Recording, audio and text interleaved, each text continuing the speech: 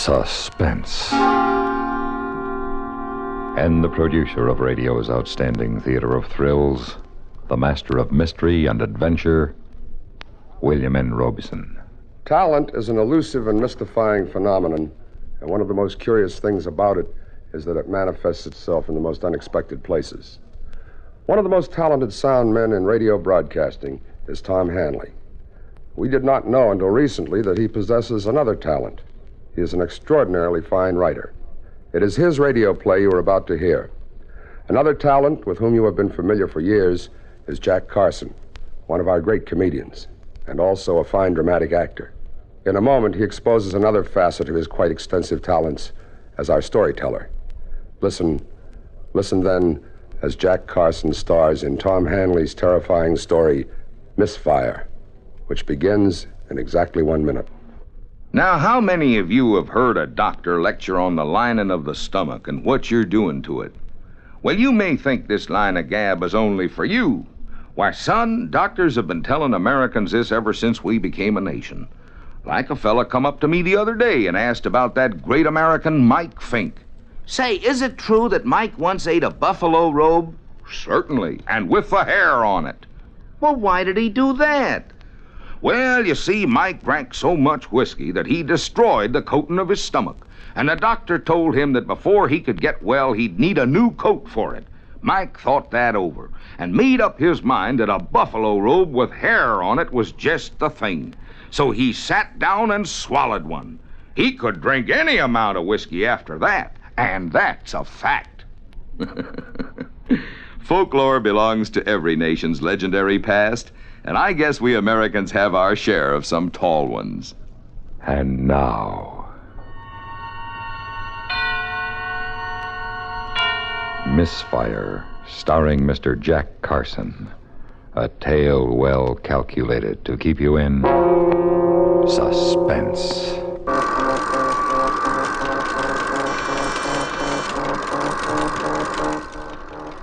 Ground zero, somewhere on the desert. We are inside the cab where the bomb, this one called Jackhammer, awaits the impulse from control point 14 miles to the south. Electronic gossips hum and throb their chatter about the health of the patient suspended 500 feet above the desert floor. But the unfeeling machines neglect to mention a human factor this morning, an imprint of carelessness. A small metal wrench jammed in the track of the electronically controlled door.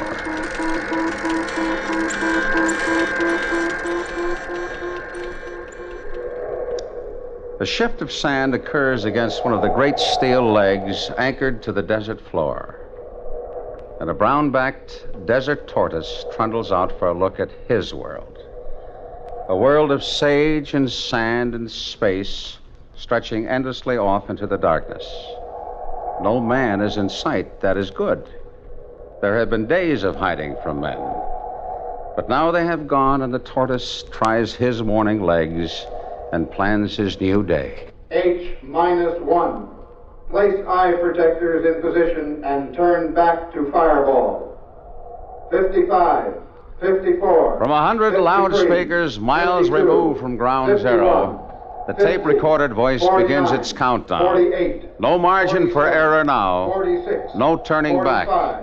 Test 44, shot Jackhammer 43, is underway. 42, 41. A mile and a half from ground zero, a 22-year-old Marine corporal crouches in a trench, 36, his head rammed into his 35, arms. 34. He and 1,999 other Marines are there to 31, prove that man is 30, not afraid. 29, 28, Not really. 27, 26, A little over a mile from ground 25, zero, in a 24, concrete bunker with its air 23, conditioning secured, 22, sit the 21, civil defense men. 20, They want to know what chance their cities will have 17, against the day that 16, must never come. 15, 14. At control 13, point, men sit 12, silently, watching 11, instruments designed to tell 10, them how efficiently 9, Jackhammer does its 8, job. 7. And the tortoise slumbers 6, across his front 5, yard in search 4, of breakfast. 3, 2, 1. Didn't go. What happened, Doctor? Misfire. It's a misfire. Attention all personnel. Attention all personnel. This is Dr. Thurston. Test shot jackhammer is incomplete due to undetermined failure.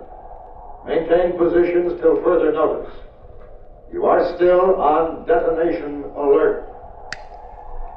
Now, gentlemen, I will ask for reports from each of you. Be so good as to prepare your... Lee Thurston, Ph.D., physicist and test director for Test Shot Jackhammer.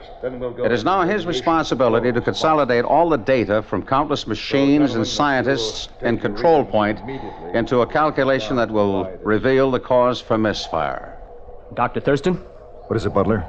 Everything was normal on my phase until H-49. Grant, that would coincide with your variance, wouldn't it? Yeah, but Frank, you shouldn't have had any reading at all at that time. On the sub-relay meter, I didn't. It showed normal, and then there was a complete negative to zero response. Then there it is, Dr. Thurston. It's an on-site rejection of voltage. Huh.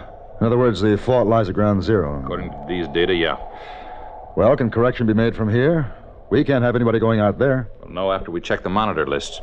There's one consolation, Dr. Thurston. What's that? We put it together. We ought to be able to take it apart. Yes. Yes, we ought to. But can we? The second act of Suspense continues in 1 minute. Sometimes a man can have too high an opinion of himself. Sometimes that opinion can drive him to great deeds. Here now is one of America's legendary heroes to tell you of some of his unique characteristics. If his adjectives seem a bit outlandish, remember that his image was an inspiration to a pioneering people, and he still affects a nation addicted to TV. I'm that same David Crockett, fresh from the backwoods, half horse, half alligator, a little touched with the snapping turtle, can wade the Mississippi, leap the Ohio, ride upon a streak of lightning, and slip without a scratch down a honey locust. Can whip my weight in wildcats, and if a gentleman pleases, for a $10 bill, he may throw in a panther. I can hug a bear too close for comfort and beat any man opposed to Jackson. Folklore belongs to every nation's legendary past, and I guess we Americans have our share of some tall ones. And now, we continue with Act Two of Misfire, starring Mr. Jack Carson. A tale well calculated to keep you in suspense. There's no walking away from an atom bomb. No asking who left it there, so it becomes a story of people, the disarming. Lee Thurston, MIT graduate, 1932, old enough to have been appalled at the thought of an atom bomb, scientific enough to accept it, human enough to demand influence in its use. John Grant, 36, a red-headed giant who daily deals in miracles, believes in them, makes them work. Frank Butler, former child prodigy, grown bald at 28, bachelor, attendant now at the bigamous wedding of electronics, nuclear fission, and power politics. An on-site test is the only way to check it out. No, Butler, that would mean 2 men at ground zero. But there's no explanation for what we're finding here. He's right, Doctor. If we accept our data, we have a power failure originating at the cab itself. With a risk of delayed detonation, Grant. You can't forget that. I'm not. There are 2,000 Marines and 12 CD men out there. How long can they wait? Dr. Thurston, Yes, what is it? General Matting on the phone, sir. Wants to know if he can evacuate yet. No, not until we know more about the cause of the misfire. I'll let him know. Yes, sir. Oh, Winship. Yes? Tell the photo lab I can't wait any longer for those final pictures of the patch bay under the bomb. I will, sir. For now, we'll go over those monitor checklists again, gentlemen. We mustn't have any errors. NewsNob has a mathematics of its own. The bomb plus the names of the men in Control Point plus a little background data equals a story. Mention that these men were in high school when the first atomic pile was activated. Mention that it would have taken that first pile 150,000 years to make enough plutonium to satisfy this bomb. Point out how the Cold War overcame all that. But tell mostly of the struggle to stop Jackhammer this morning. Hello, New York? Get me Barney, will you, honey? Tell him it's Pierce. Yeah, well, then call him at home. It's important. Hey, where'd you get the coffee? I need some. I'm freezing over here. Here you go. Hey, thanks a lot. Hello, Barney. Now, listen, you better call that off and go on into the office. This may develop into something out here. The bomb didn't go off.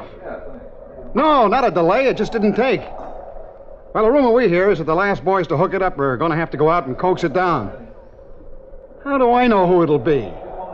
Yeah, I know that's what I'm here for. I know. Yeah, and Barney, don't call me. I'll call you.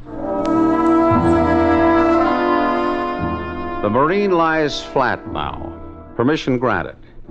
He hears unsolicited advice from his buddy on how to run an atom bomb test, but he thinks about Vegas. And he wonders whether he'll ever see her again. The girl with the dark hair, the dark eyes, the wonderful smile, and the Cadillac convertible.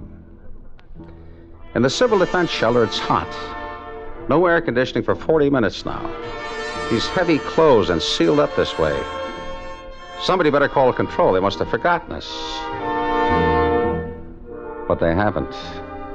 They're concerned with more important things at control, like the photo lab with the final pictures of the victim, Jackhammer. Pictures of the bomb with its viscera displayed, A to B and yellow to ground. The proper circuit for agony. Well, this one's okay. This one's all right. The pictures show the patch cords are all okay, Dr. Thurston. Oh, wait a minute. Just a minute now. We've always assumed that if we got power to the site proper, that it would go on to the bomb. Of course.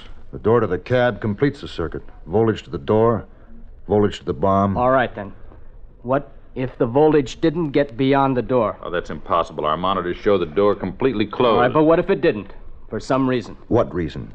What could go wrong that wouldn't show on the monitors? I don't know, but it's got to be out there. Let me go check it. I can't order anybody out there.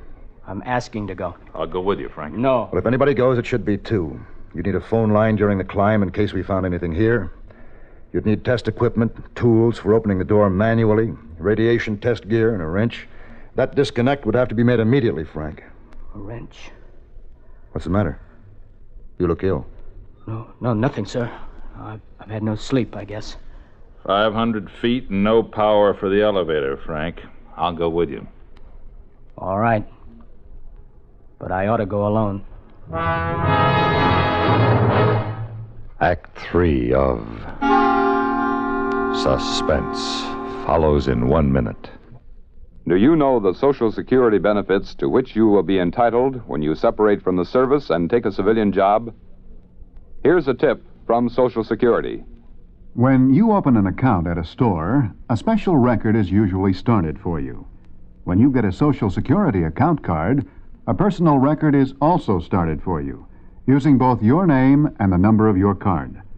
To be sure your Social Security record is correct, it's a good idea to check your Social Security record every few years. To get a statement of your earnings from the Social Security records, you can use postcard form 7004. This form is yours by writing to Social Security, Department 15, Hollywood 28, California. That's postcard form 7004. And now, we continue with Act 3 of Misfire, starring Mr. Jack Carson. A tale well calculated to keep you in suspense. The afterbirth of darkness is light, the insipid gray light of a desert dawn. The night animals scurry homeward, and the day things begin their minor motions, and slowly it begins, the gradual creep of light and warmth across the land, till its source explodes in the vastness of the desert.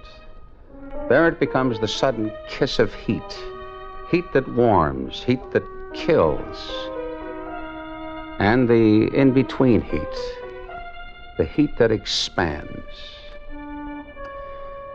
Man's product, the awkward wrench, lies in its cramped position on the tower. Having severed the connection to the bomb, it tries to make amends by stretching, ever so slightly expanding, encouraged by the heat of the sun. The electronic condensers on the door await their cue, metal on metal, and the blinding concussion that has no beginning nor any end. And the tortoise, unaware, accepts his gifts from the land and goes in search of his image. I better go up first, John. No, you got to man the phone. I'll start first, open the door manually, and check for radiation. Then you shoot in and disconnect the thing. All right. Hey, John? Yeah. You think we'll ever get off the tower? We may never get on it if we sit here and talk. Let's go.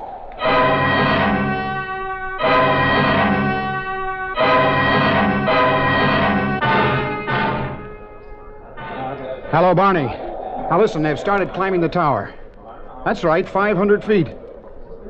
I don't know how many stories that is. The Washington Monument is 550, I think, but... Now, look, get this, Barney. Play this one straight, will you?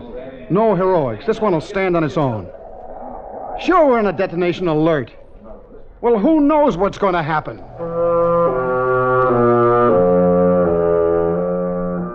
The fear of falling, it never goes away. It only becomes conditioned to the environment. And 500 feet straight up has no relation to man. To look down or not to look down, this becomes the problem. And what do you look at? The eyes of the man below you? No. They reflect the fear of two men. The expanse of dry lake, do you look at that? No. It shimmers in the coming heat, brings on the dizziness. Do you look inside yourself at the fear of God? You might look there, that might help. But for the most part, you climb. You lift each aching limb after the other. One platform after another. One after another. Rest a second, Frank. How you doing? Okay. How much further? One more platform, Frank. Just one more. It's murder. There's one consolation, though. What? Going down. We'll have power to the elevator afterwards, and we'll ride down. Maybe. If there is an afterwards.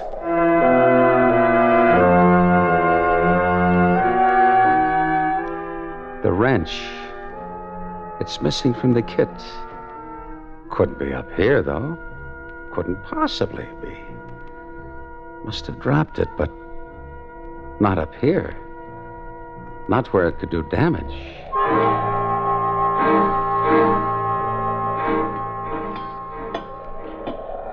You better get on the phone and tell Dr. Thurston we're here. Okay. Dr. Thurston? Dr. Thurston? Yes. We're at the top. Good. Have you found anything? Grant is at the door now.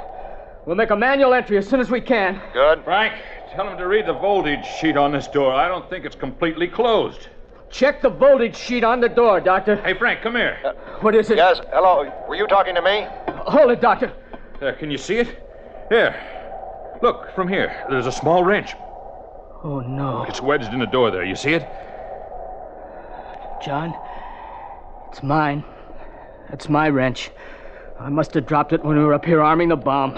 It can happen. Look, through the glass. It severed the detonation circuit. That's what happened. But it completed the door contact. Sure, that's why the monitors didn't show it. Good Lord, Frank. Look how close it is to making contact. John, that's going to go any second. Take it easy now. Move and shade that thing. Heat expansion will set it off. How's this? Give me the phone. Dr. Thurston. Dr. Thurston, can you hear me? Grant, is that you? Now listen carefully. We've found the problem. A small hand wrench has been accidentally dropped into the door track. Good Lord. Now, apparently it severed the detonation circuit, but it's so close to making the contact now that we've got to have power to the door. Not while you're there. Come off the tower. We'll open it. No, you don't understand. The door condensers are already loaded with enough power to detonate the bomb. Well, is the wrench above the contact? Yes. Then opening the door, we'll drop the wrench and set it off. Look, you got to give me power, just enough to make the door jump. I'm putting a pair of pliers on the wrench. I'll yank it out as soon as you loosen the door. What if you miss? I'll never know about it. John, you got to do something fast. The sun is Thurston, moving. you've got to. You can't leave us like this. I can't risk it. Try to get back. No chance. Now, if you could only see it. All right. I'll do it. Winship, give me ground zero power on my count. Just do it. I can explain now. Grant? Yeah. Are you ready? Yes. Grant, I'll give you a 10-second count. Make it 5. All right, 5. Now get a good hold on that wrench. 5, 4, 3, 2, 1. 0. Is that it, Grant? Grant, are we out of it? Nice going, John. We're out of it, Thurston. We're out now. The bomb can't go off.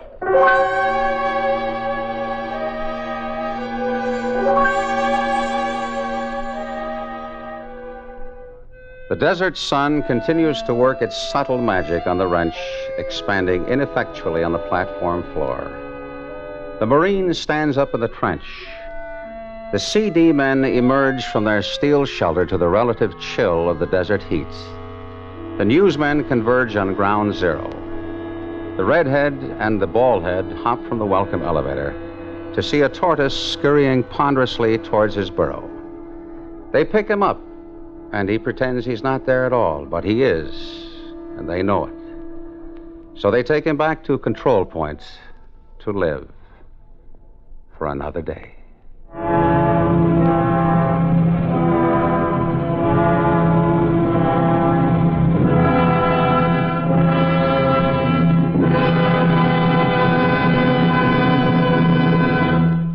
Suspense, in which Mr. Jack Carson starred in William N. Robeson's production of Misfire, written by Tom Hanley. In a moment, the names of the players who supported Mr. Carson in Misfire and word about next week's story of Suspense. This is Johnny Baker with Communism on the Spot. In speeches and newspaper articles and over radio and television, the communist leaders constantly state that everything they do is guided by the people's interests. All this adds up to just another of their big lies. The Soviet government is rule of the few, by the few, for the few. The small group that rules is interested above all in staying in power and adding to that power. Its members treat the masses as pawns to be moved around as they see fit. The people have only one right: the right to do as they're told by the small clique which makes policy and gives the orders. Supporting Mr. Carson in Misfire were John Daner, Barney Phillips, Sam Pierce, Eddie Firestone, and Norm Alden. Listen. Listen again next week when we return with Miss Margaret Whiting in The Well-Dressed Corpse. Another tale well calculated to keep you in suspense.